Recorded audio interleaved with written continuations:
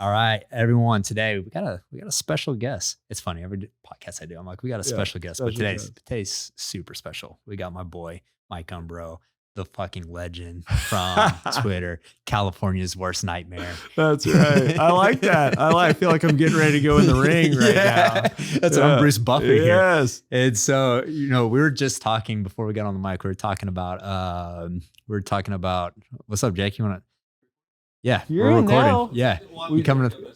Oh. Jake making a surprise introduction into the podcast to dap up Mike. How's it going? You too. But we were talking about the New Wave event that we did in Horseshoe Bay back in 2020, 2021. And it seems like so long ago that I forgot about it, but you just jogged my memory. Yep. And a story about that is you were up on stage talking, I believe. What were you? Were you on stage? Maybe. I might have asked a question. Oh, you asked a question. Yes, you asked a question because I'm sitting next to Toby Rice, CEO of EQT. And he's like, is that Mike from Twitter? He's like, I fucking love that guy. That's awesome. Back in the day, Mike, you used to make these videos and you'd be out off the coast in a little boat. Making videos with these oil tankers talking about California's bad energy policy. Tell me a little bit about that so everyone can get some context of the social media work that you were doing. I mean, I just got sick and tired of listening to the propaganda from government officials saying, oh, this, that, and the other about oil's hurting you, oil's hurting communities. And I thought, well, this was sometime in the pandemic. I think it was 2020 where the supply chain backup occurred at the port of LA and Long Beach. There were like 80 container ships out there, dozens of tanker ships. And my buddy lives in Newport and he has a Boston whaler, sick little boat. He's like, let's go out there. I'm like, hell yeah, let's go out there.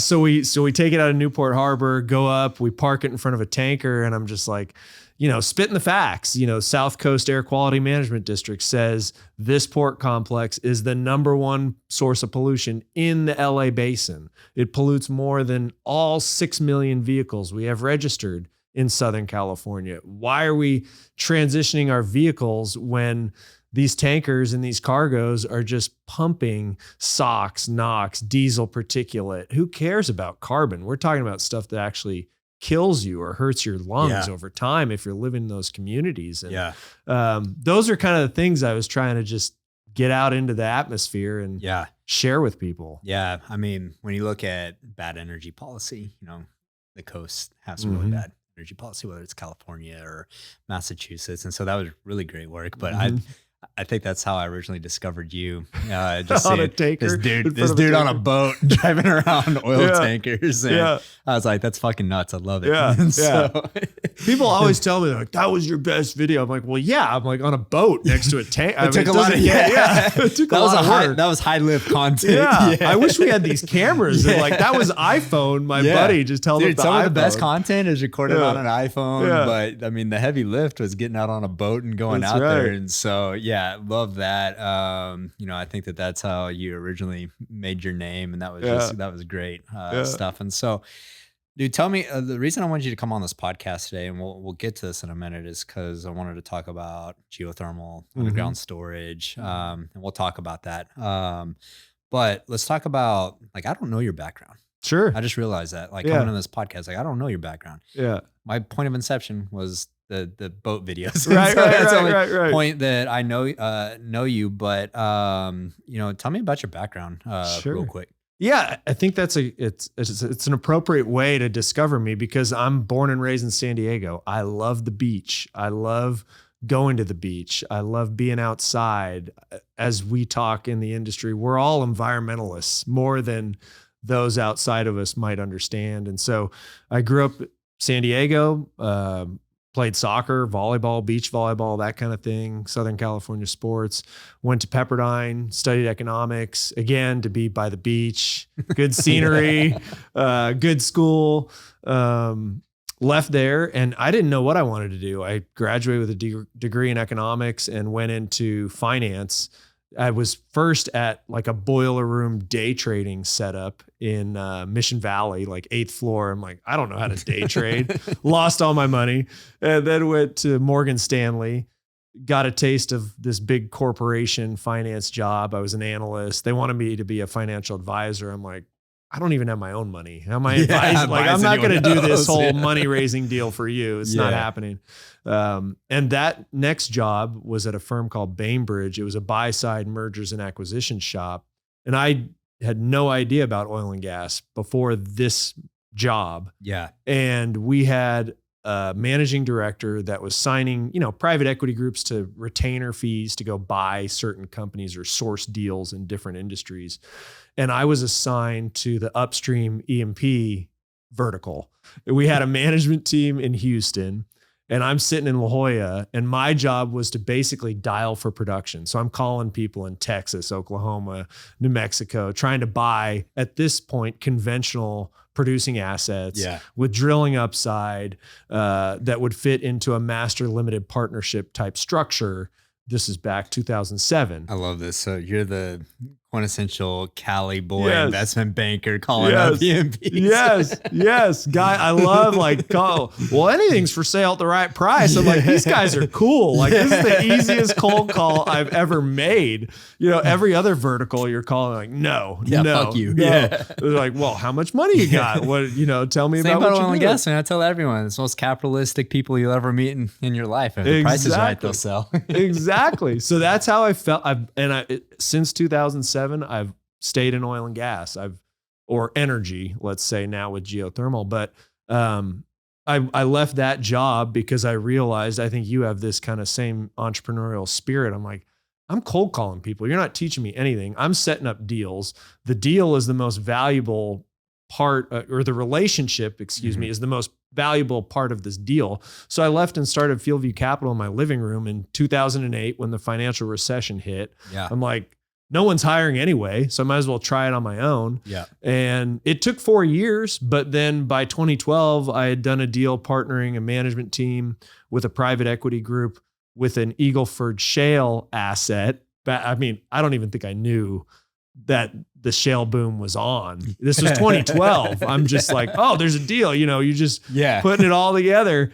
And it was $95 million deal, $96 million deal. And boom, it validated me. I felt like, okay, I don't need a big Morgan Stanley name above my door. I could care less about that. I don't need to, frankly, be in the office 90 hours a week grinding for some managing director that wants to drive his Range Rover around and tell me what to do. It was just, and then it was just on like that. This is what I'm staying here and doing it.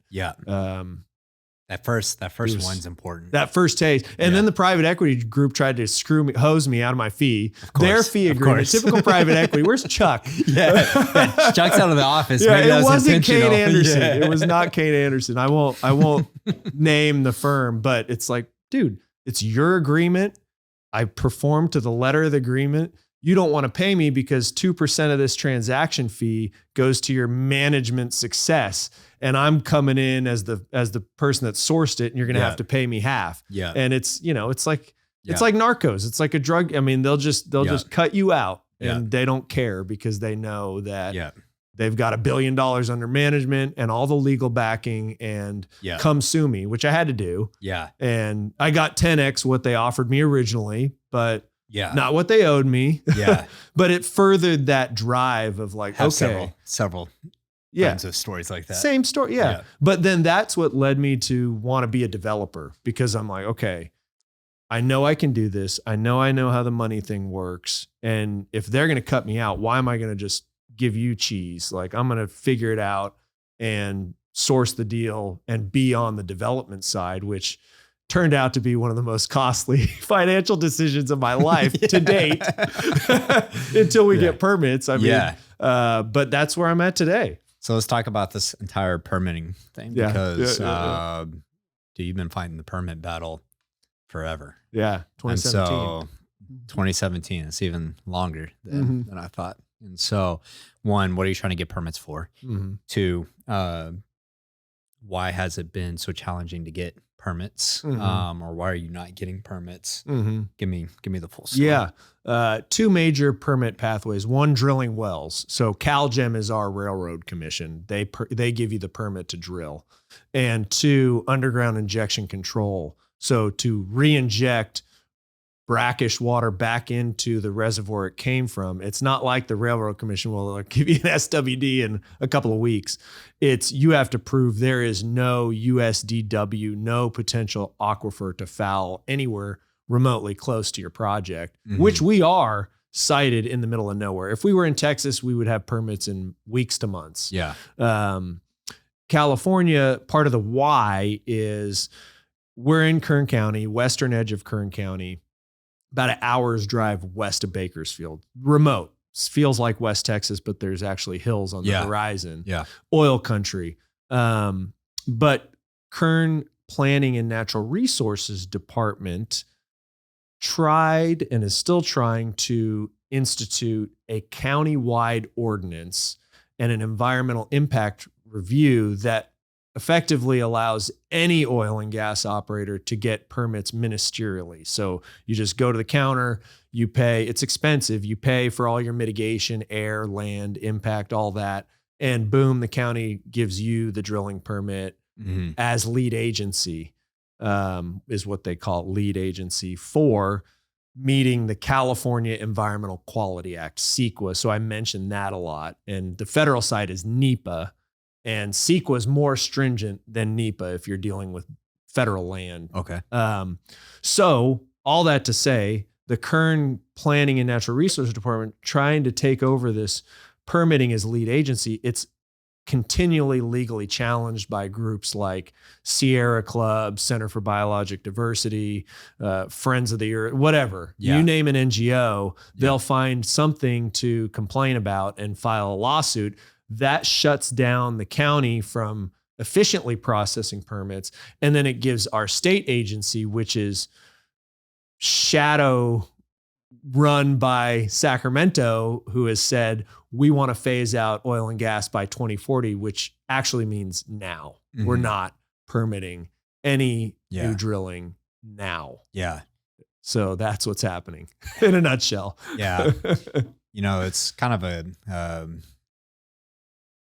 I was listening to Ted Cruz one time, and he articulated this really well. He said, there's only one place in the United States, and it probably isn't just one place, but his point stands that fracking could have been invented. It was in Texas. He's like, what other place in the world could you say, hey, we're going to drill a hole underground under houses, and we're going to send explosives down and blow it up? And I thought about that, and I was like, man, just the ability to be able to build and get permits in a timely manner is so important for economic activity and for progress. I also do think that there's a place for regulation. I think, like the whole issue that we're having in Texas with P&A, I mean, it's just not acceptable, right? And so how do you balance that with, hey, we need regulation and oversight, not too much regulation and oversight where we can't move and do anything. And so you have this really extreme in California, but the way that you just laid it out, from a county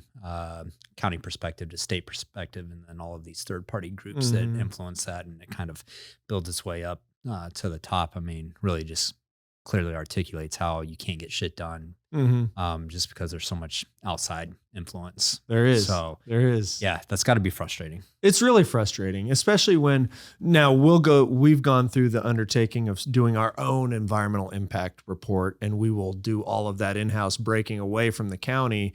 You get your EIR certified, and then theoretically the agencies permit you. And we've also done work with the national labs, which we can talk about. But how do you, if you're doing this environmental study yourself, do you have to work with a third party to get that verified? How does that work? You're doing everything. You're bugs and bunnies. So you've got biologists out there surveying for endangered species, flora and fauna. We're looking for kit fox, burrowing owl, blunt-nosed leopard lizards. So I see the lizard deal popping up in West Texas now. Now that species is listed, it's kind of the playbook is being run out in West Texas. So you've got biology, you've got looking at all your water quality data to show what do you have any aquifers that you could foul? USDWs, we don't.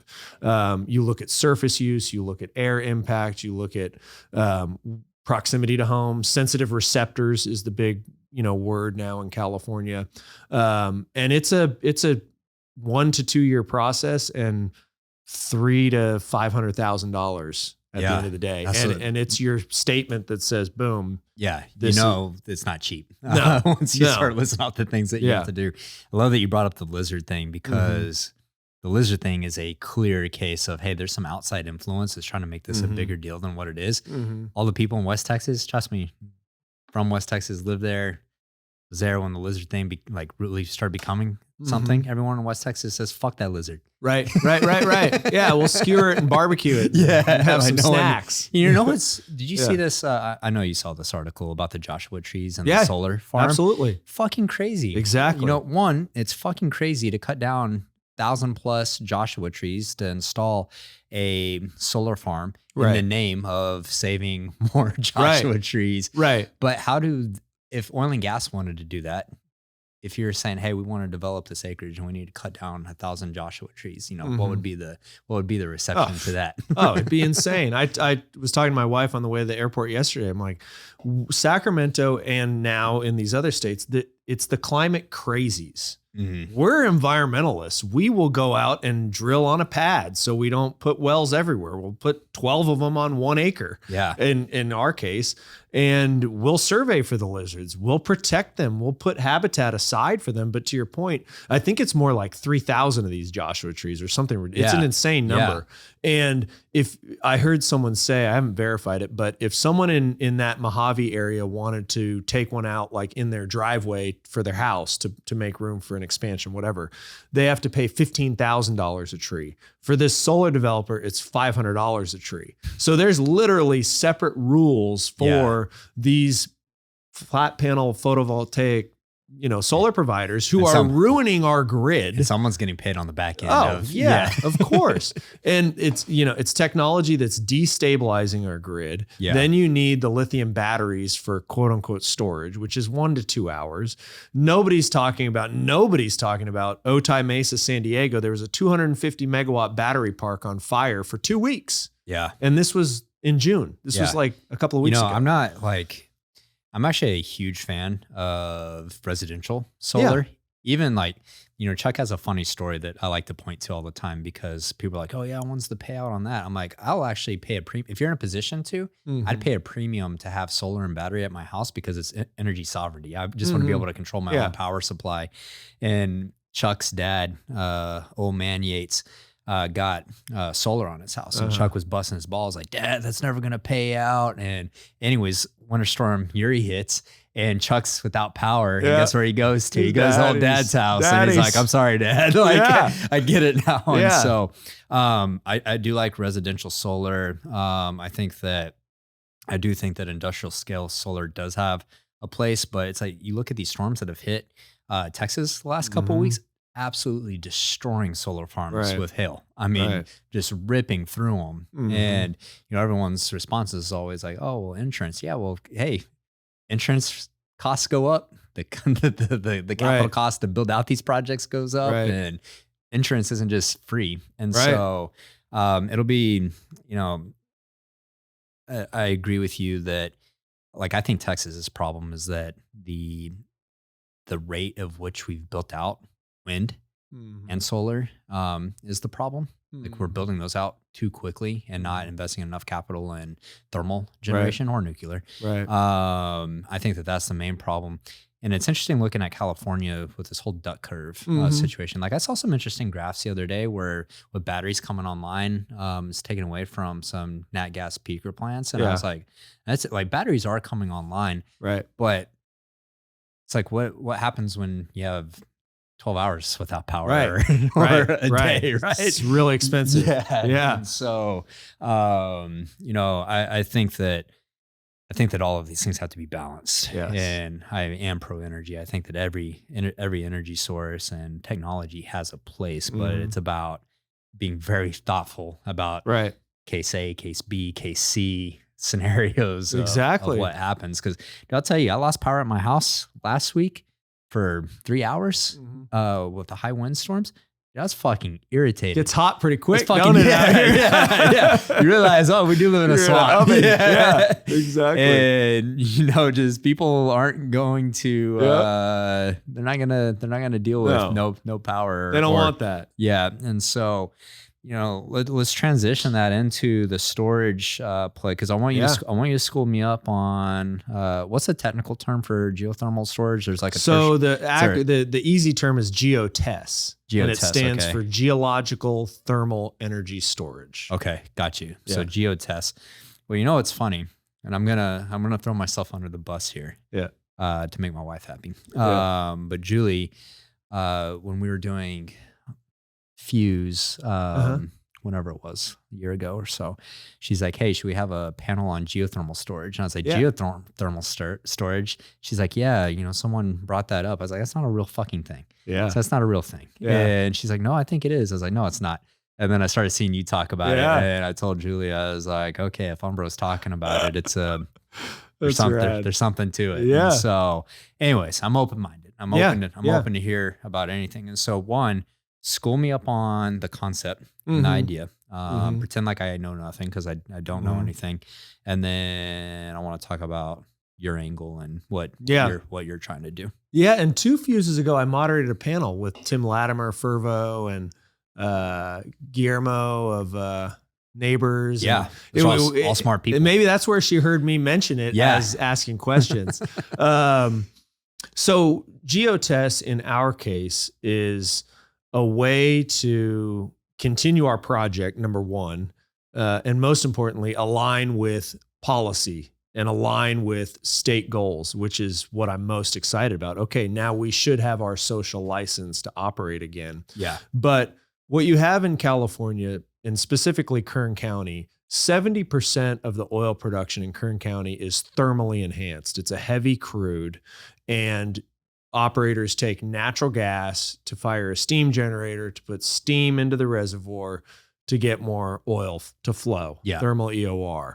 So that's very known. That's been happening for 70 plus years in the Central Valley. So we know the heat transfer, the physics of it, and the thermodynamics of how reservoirs respond to heat.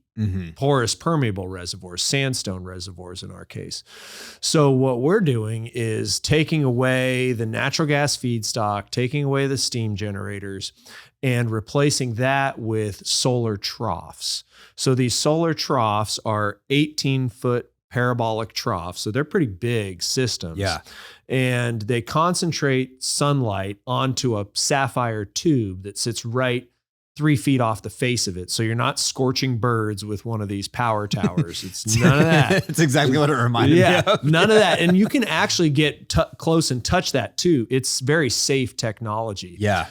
These troughs came on to California's independent system operator in the early 2000s. There were, I think, 3 250 megawatt trough plants that were out in the Mojave and eastern part of the state. Yeah, big plants. They work. They're very efficient. They're like 3 times the efficiency as flat panel PV. Well, what happened was flat panel PV got so cheap that everybody's like, well, why wouldn't we just roll out all that flat panel PV? And so the trough industry kind of... Do you know technically why it's so much more efficient than it's flat because panel? You're concentrating, it's a parabola, and that sunlight comes in and concentrates. So we heat back to the technology, we heat a working fluid in that pipe to 700 degrees Fahrenheit. Okay. So it gets hot. Yeah. And then that goes to a heat exchanger. Yeah. We bring up the reservoir, brackish reservoir water. Yeah. So non-potable, non-usable for ag or human consumption.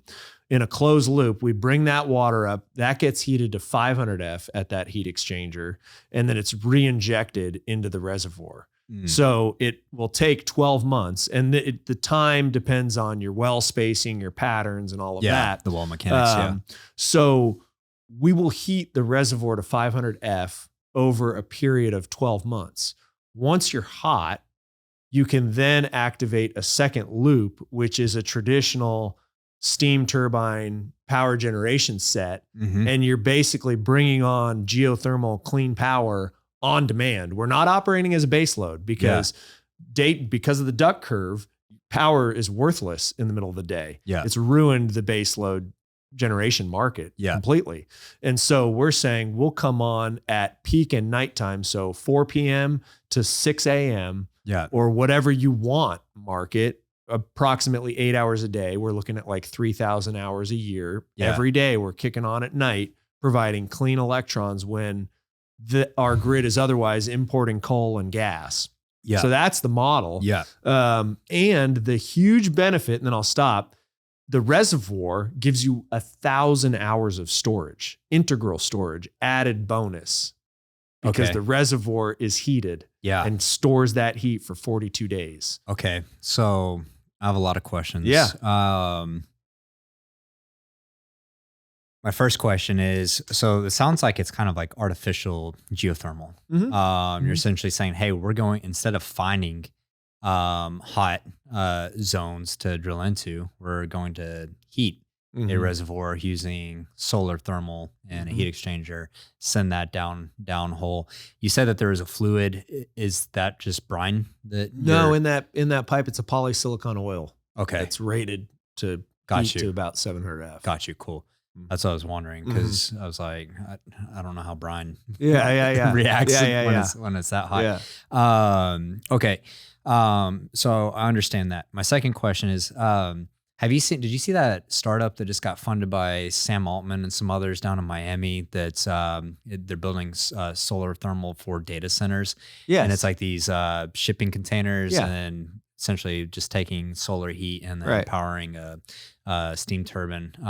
So it seems like solar, like thermal generation is actually, there's a lot of cool things that are happening with it.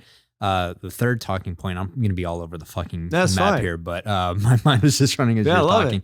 Talking about the duck curve, this is the thing that bothers me a little bit, is the economics of energy projects. Like, solar on a marginal basis is super cheap. How do you make money doing it without subsidies? And this always brings my mind back to, is like, hey, if we ever do have a future of free and abundant energy, can this be a capitalistic system, or does it have to be subsidized? Which I'd almost make a case that, hey, like, free energy should be subsidized because it'll grow GDP. Right. That's a conversation for another fucking podcast. Right. But right now it is a problem, because it's like, hey, we have this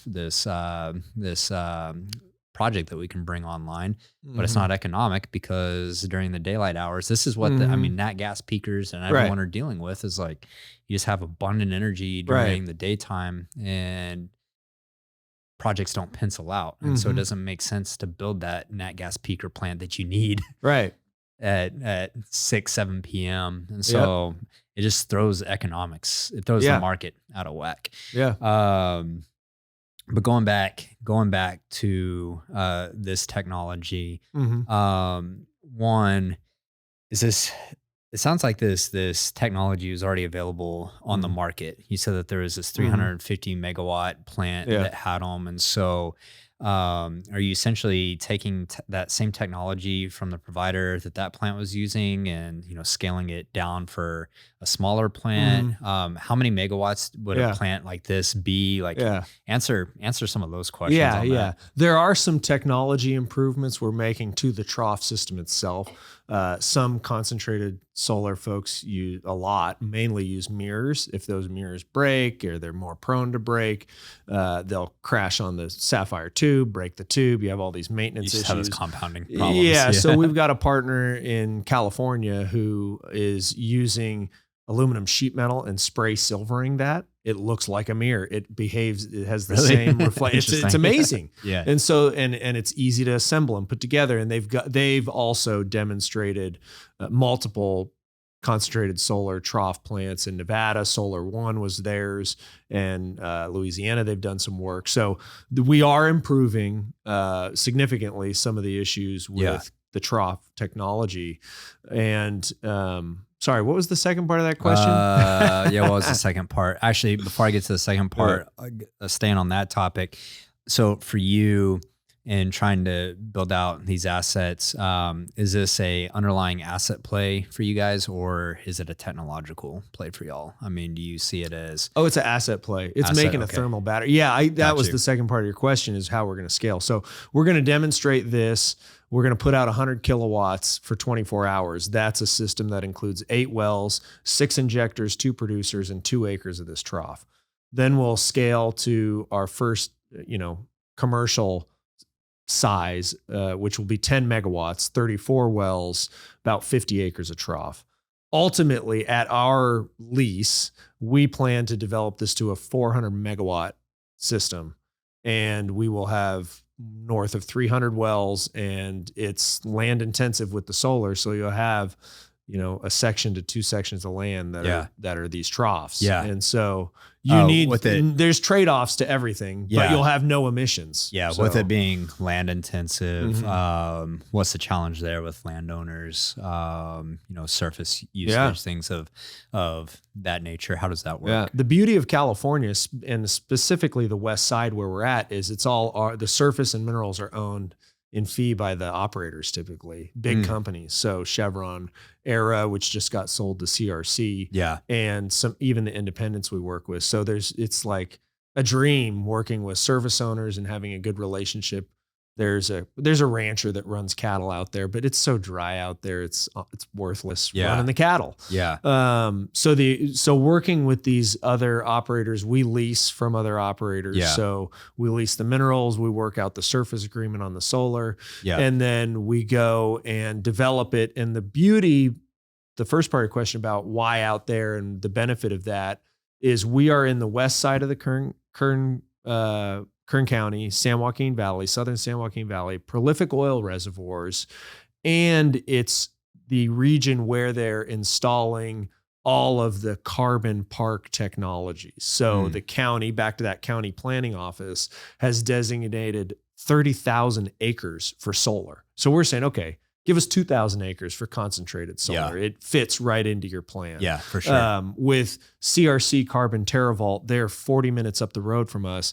One of the things a lot of people don't talk about with new technologies, whether they're carbon capture, whether they're carbon storage, whether they're direct air capture and storage, they take a lot of power. They require a lot of power. Yeah. And what we're saying is we can do commercial offtake agreements with these bigger operators to sell them clean power at night when they don't have it.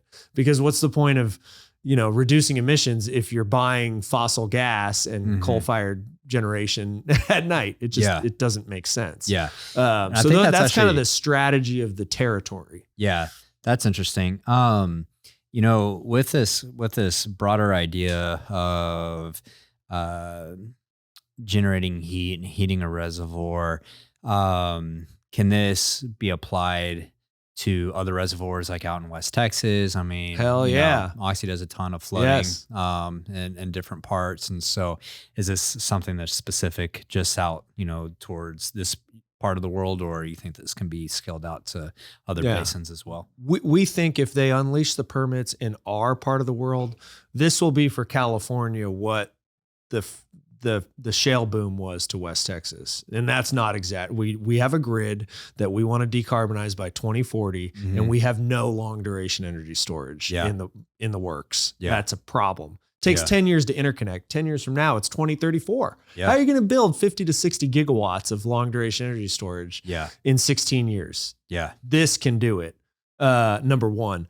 Number two, we think the west side, the depleted oil reservoirs, depending on how much we've pulled out of there, could pull off 50 to 60 gigawatts of GeoTECH installation. It's there. The reservoir, the pore space is available, and the technology will work because we have the solar irradiance.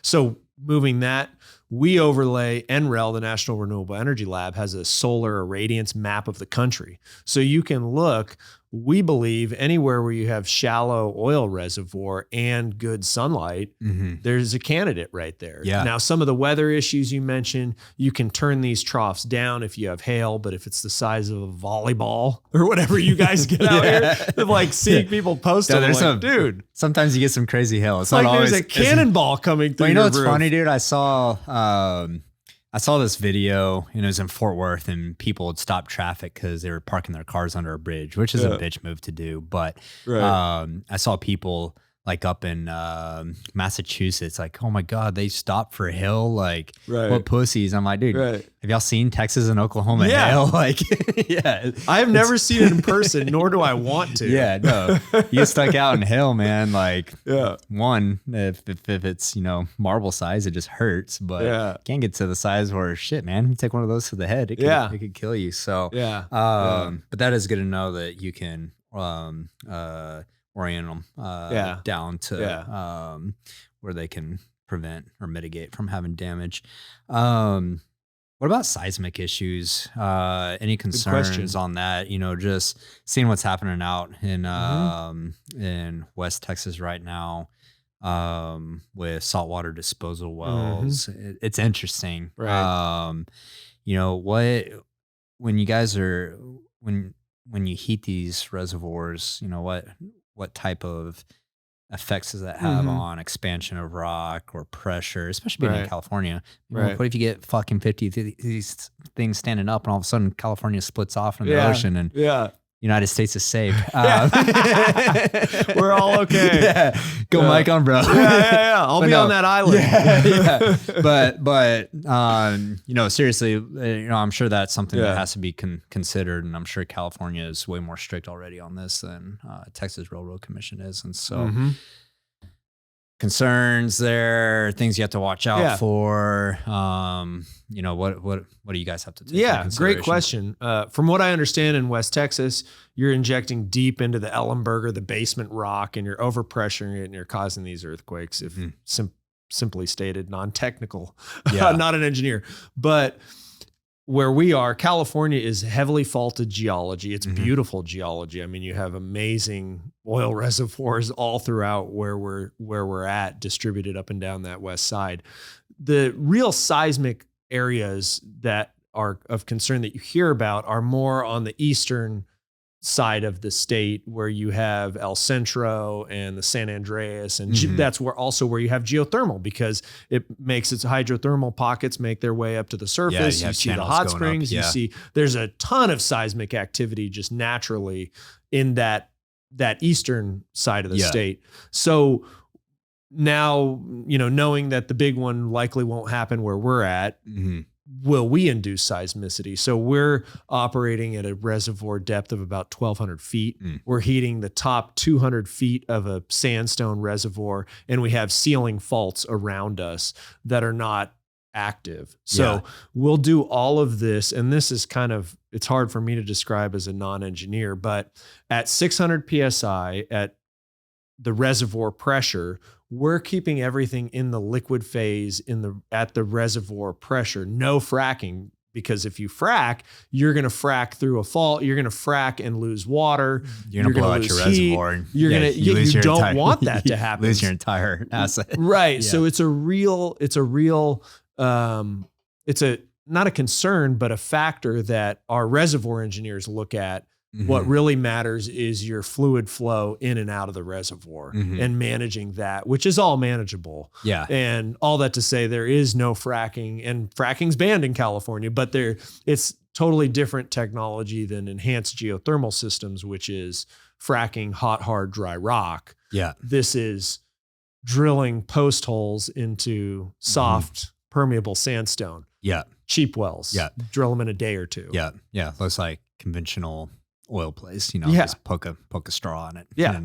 And, so are these wells, you guys use casing in them, or are they now we're getting technical here. Open hole completions. They got I'm not an engineer. I'm like, all right, I'm gonna fucking. Well, there's a question around to sidestep I don't know the exact completions on open hole. I believe we are, but you do need flow rates. So you need 9 5/8 wells. You can't have you can't necessarily think you're going to convert. Well, that's what made me ask, because you started talking about flow rates, and I'm just starting to think about well design here, and so I'm like, okay, what do you need to get the flow rates that you guys need? And interesting conversation. I was having breakfast with Tim Latimer from Provo a few years back, and For those that don't know Tim is a former oil and gas completions engineer at BHP, went to Stanford, and now he's the CEO of Fervo, which is, to my knowledge, probably the leading EGS for sure. Yeah, leading geothermal company. They're crushing it. And anyways, sitting there talking to Tim, and I'm just talking about the similarities between oil and gas, and hey, what are you taking over from oil and gas to geothermal? And blew my mind when he told me that historically geothermal didn't run casing in their wells. It was all open hole, and like I was like, oh, that's like wild. I wouldn't think that, but started talking about flow rates, and I was like, oh, I could see why they went open hole, but that's what really matters. And geothermal is just, hey, can we pass fluid through the? We're going to be moving 1 million barrels of water a day if we have a 400 megawatt plant. It's a lot of water. It's a lot of fluid. So, the well design on these things is interesting to me to see how that plays out. But other than that, moving forward in the future, do you think that this is the play for long duration storage? I mean, do you think that it's more economic than commercial batteries? Do you think it's more scalable? Yeah, interesting you bring this up. NREL put a chart up. I was at AAPG and Geothermal Rising event before this, and they put up a chart that shows geothermal is a little bit cheaper than PV plus batteries storage. So geothermal in itself is known to be more expensive than onshore wind and just flat panel PV. But when you add the storage, it's right there cost competitive. GeoTECH, the storage is free. So people ask me, well, why do you think this is so great? Or why is it this way?